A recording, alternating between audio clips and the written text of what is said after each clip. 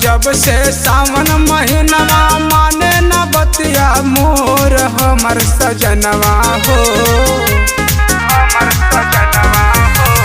लागल बजब से सावन महीनवा माने न बतिया मोर हमर सजनवा हो, कि हमर बलमुआ हो पियल गाजा भूकुर भूकुर रोज। हमर सजनवा हो पियल गाजा भूकुर भूकुर रोज।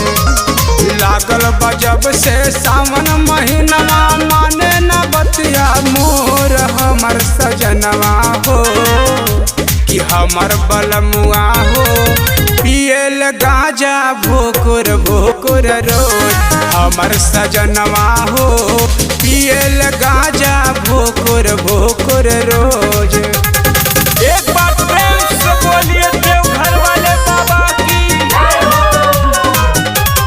पियल गाजा भूकुर भूकुर रोज। बोलबा में जाए खातिर कैली तो यार, जाने उ कहवा निकलल लेके गाड़ी, निकलल लेके गाड़ी। बोलबा में जाए खातिर कैली तो यार, जाने उ कहवा निकलल लेके गाड़ी। बैठल बैठल जोहिल रहिया दुखे नयनवा मोर हमर बलमुआ हो, बलमुआ हो, बलमुआ हो। बैठल बैठल जोहिल रहिया दुखे नयनवा मोर हमर बलमुआ हो, हमर सजनवा हो पियल गाजा भूकुर भूकुर रोज। हमर सजनवा हो पियल गाजा भूकुर भूकुर रोज। पियल गाजा भूकुर भूकुर रोज। प्रेम से बोलिए बाबा भदेश्वर नाथ की। भूकुर भूकुर रोज। पियल गाजा।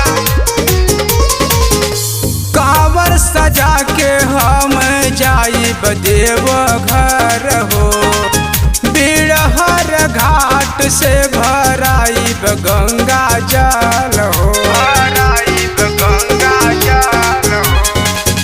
कांवर सजा के हम जाइब देव घर हो, बिरहर घाट से भराइब गंगा जल हो। सुइया पहाड़ के करब चढ़ाई बोल के नाम जोर हमर बलमुआ हो, बलमुआ हो, बलमुआ हो। सुइया पहाड़ के करब चढ़ाई बोल के नाम जोर हमर बलमुआ हो, कि हमर सजनवा हो पियल गाजा भूकुर भूकुर रोज। हमर सजनवा हो पियल गाजा भूकुर भूकुर रोज। एक बार प्रेम से बोलिए देवघर वाले बाबा की। पियल गाजा भूकुर भूकुर रोज। राइटर सुधीर हमर माने नहीं बतिया, जाके समझावा तू हेमंत देहतिया, हेमंत देहतिया। राइटर सुधीर हमर माने नहीं बतिया, जाके समझावा तू हेमंत देहतिया।